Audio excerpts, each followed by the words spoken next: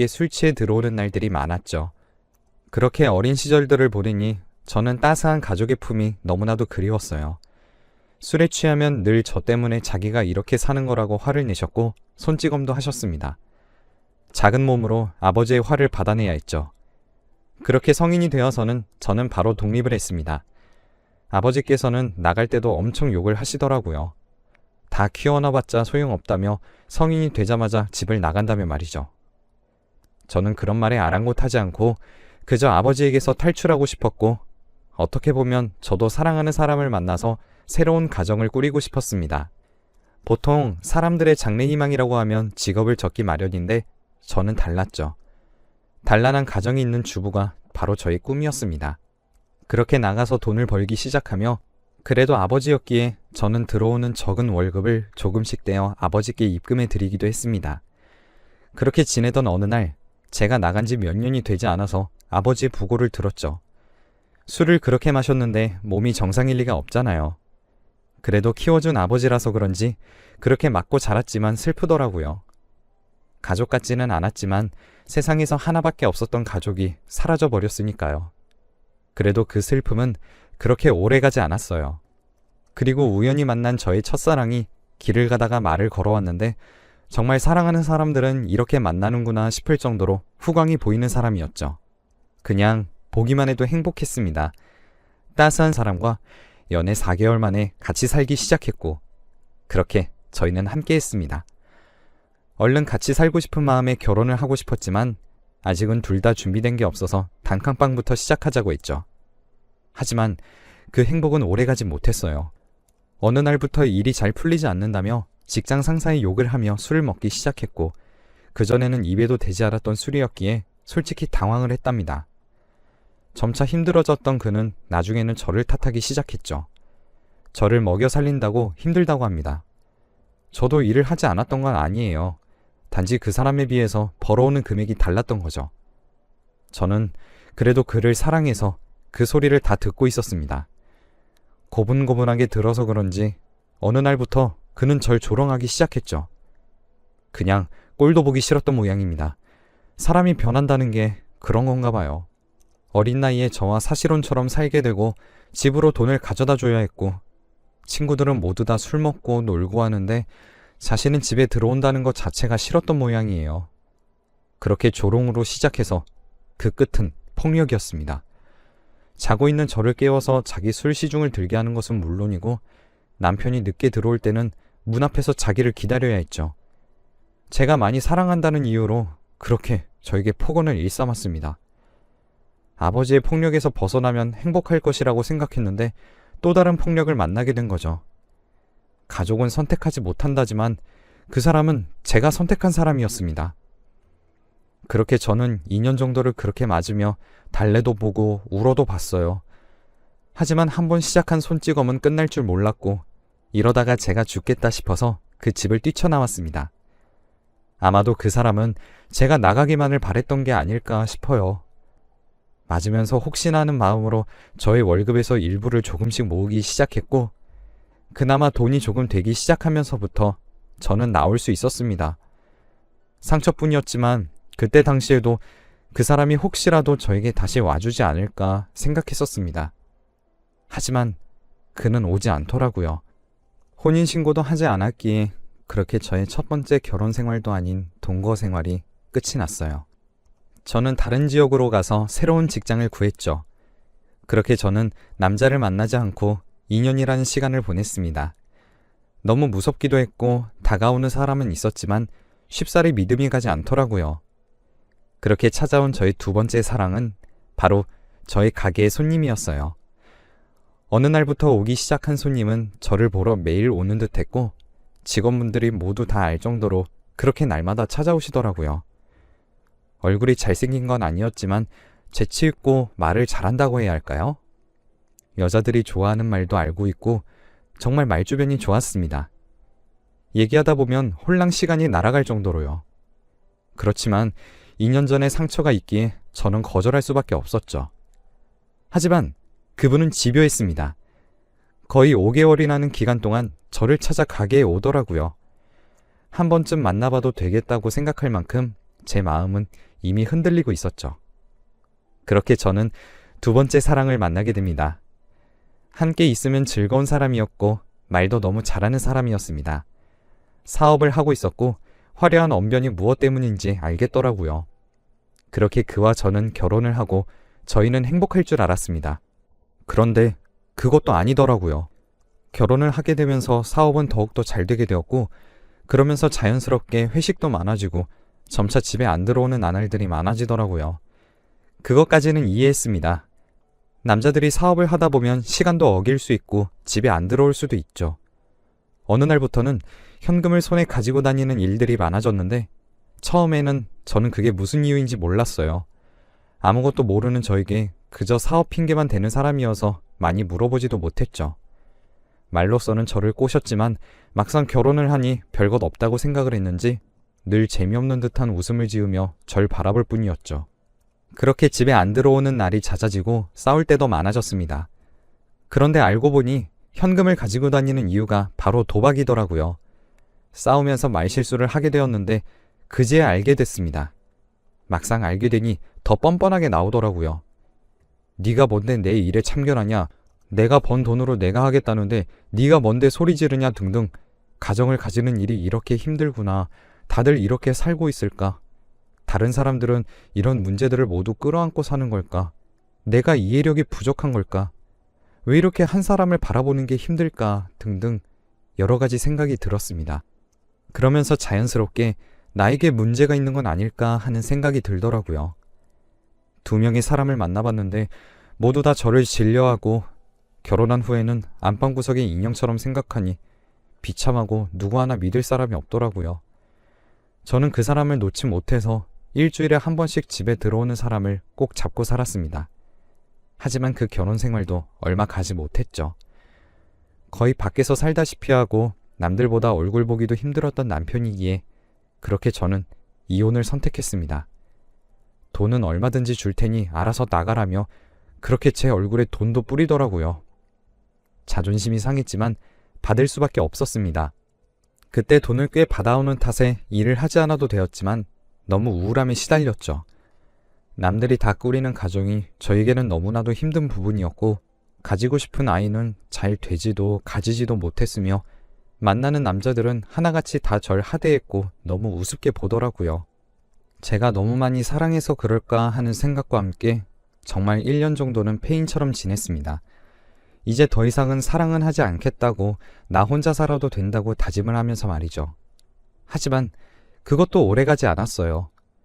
사랑의 아픔은 사랑으로 치유된다고 하던가 그렇게 저는 세 번째 사랑을 만나게 되었습니다. 새로 다니게 되었던 직장에서 저는 사장님과 눈이 맞았어요.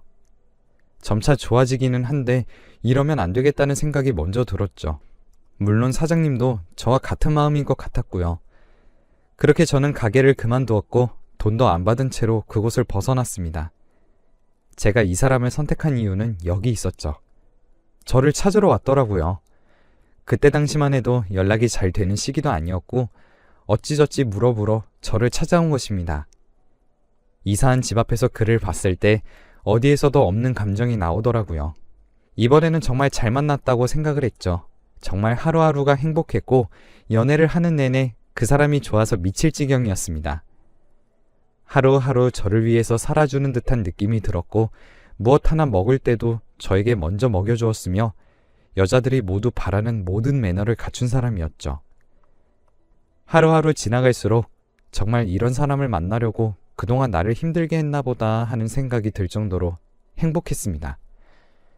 가게를 함께 꾸려나가면서 그렇게 저희는 거의 신혼부부처럼 살았어요.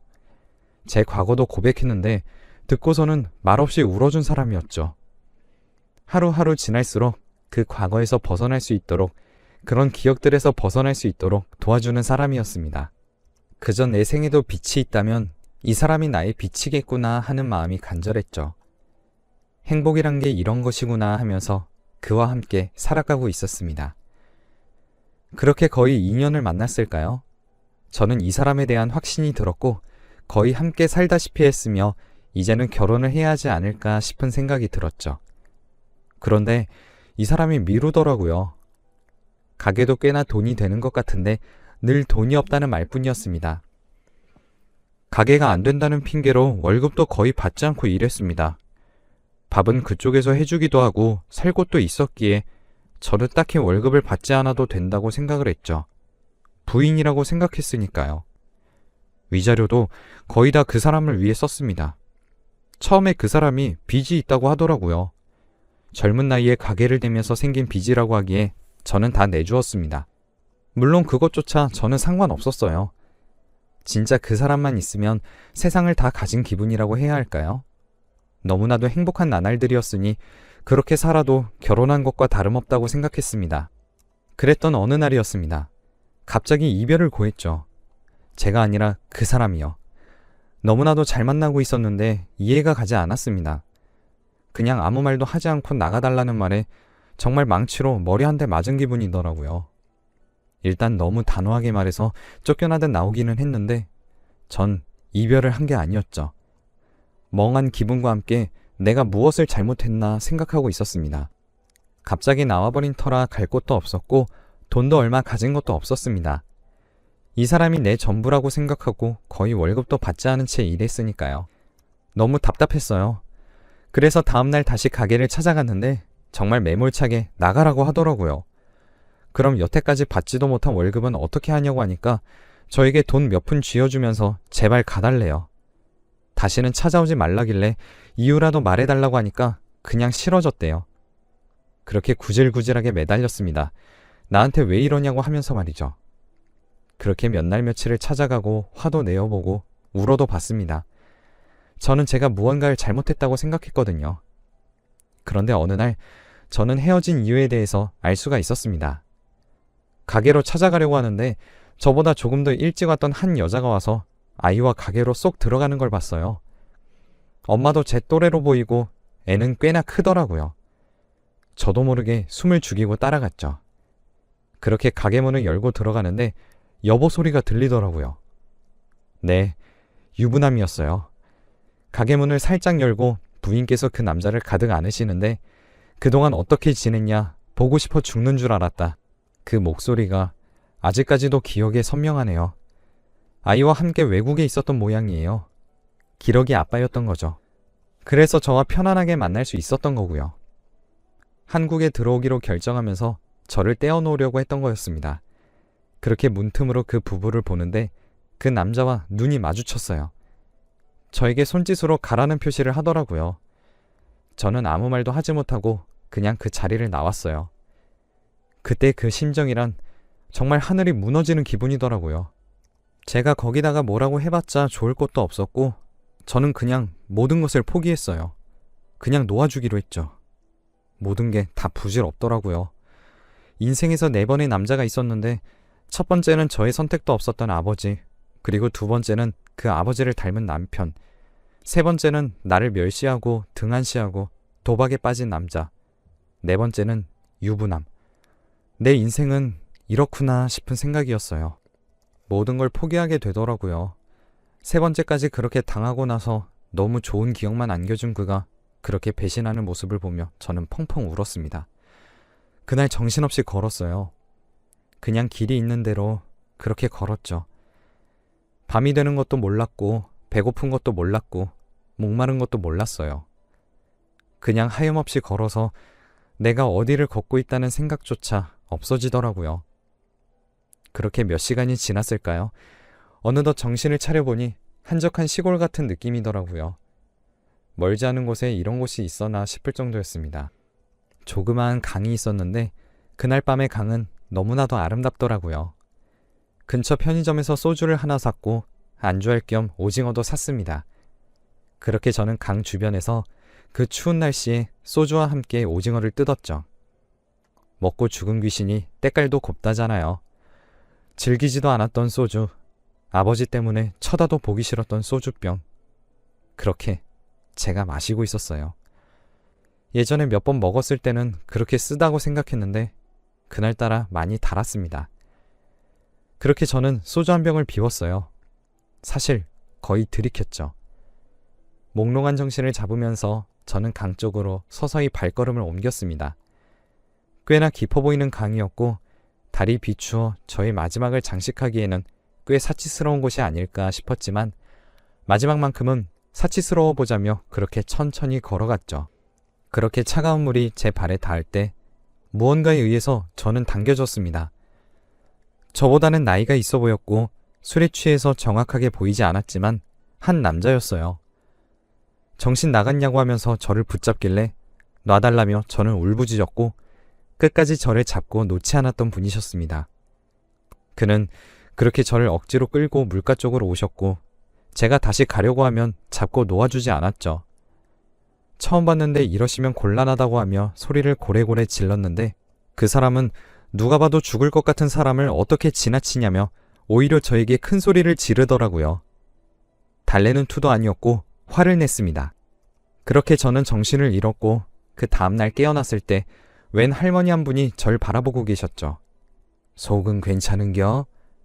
전 살면서 할머니라는 게 없어봐서 그런지 그 소리가 아직까지도 기억이 날 정도로 정겹더라고요. 저도 모르게 네 하고 대답을 해버렸어요. 제가 일어나는 것을 보고 다급히 일어나시더니 한가득 상을 차려오시더라고요. 밥 먹으라고 하면서 저에게 상을 건네었습니다. 그 상은 아직도 잊을 수 없는 게 처음 받아보는 술상이었습니다. 콩나물이 엄청 들어가 있는 콩나물국과 가득가득 쌓인 반찬까지 밥은 세 사람은 거뜬히 먹을 수 있는 고봉밥이었죠. 낯을 많이 가려서 아는 사람 외에는 함께 밥을 먹어본 적이 없었는데 그렇게 함께 밥을 먹었습니다. 밥 먹고 난 뒤에 속이 좋지 않아서 잠시 잠들었는데 일어나 보니 어제 봤던 그분이 계시더라고요. 괜찮아요? 하시는 그의 모습에 본능적으로 저는 얼굴을 숨겼습니다. 너무 부끄럽더라고요. 어제 그렇게 화를 내놓고 부끄러워하십니까? 저와 그 사람은 그렇게 인연이 되었습니다. 저는 지금 그 사람과 15년째 살고 있어요. 죽음의 문턱에서 만났던 그 사람은 제가 마음을 잡을 때까지 기다려줬고 다정하지는 않았지만 묵묵한 기다림으로 저에게 믿음을 주더라고요. 그렇게 한 가정을 꿈꾸던 저에게 떡두꺼비 같은 아들도 쥐어주고 예쁜 딸까지 쥐어준 사람입니다. 결혼하자고 했을 때 다른 말도 필요 없이 한마디만 하더라고요. 평생을 지켜주겠다고 말이죠. 저에게는 평생 있을 것 같지 않았던 행복이었지만 인생에서 행복을 찾는 게 가장 어려웠던 저에게 손을 내밀어준 사람이에요. 저는 그 사람에게 최선을 다하고 있고 그 사람 또한 저에게 최선을 다하고 있습니다. 그리고 그때 밥상 차려준 할머님은 저의 시어머니가 되었답니다. 저희는 이렇게 살아가고 있어요. 15년의 행복에 가려서 예전은 기억하지 못하고 있었는데 이렇게 생각이 나서 지난 날을 이야기해봅니다. 인생을 살아감에 있어서 좋은 날도 있고 나쁜 날도 있다고 하죠. 포기해버리려고 하는 순간에 찾아온 귀중한 행복이었습니다. 지금 힘들다고 생각하시는 분들 너무 걱정하지 마세요. 좋은 날은 꼭 오더라고요. 저의 파란만장했던 젊은 날의 이야기 들어주셔서 감사하고 글을 읽으시는 모든 분들께 행복이 가득하기만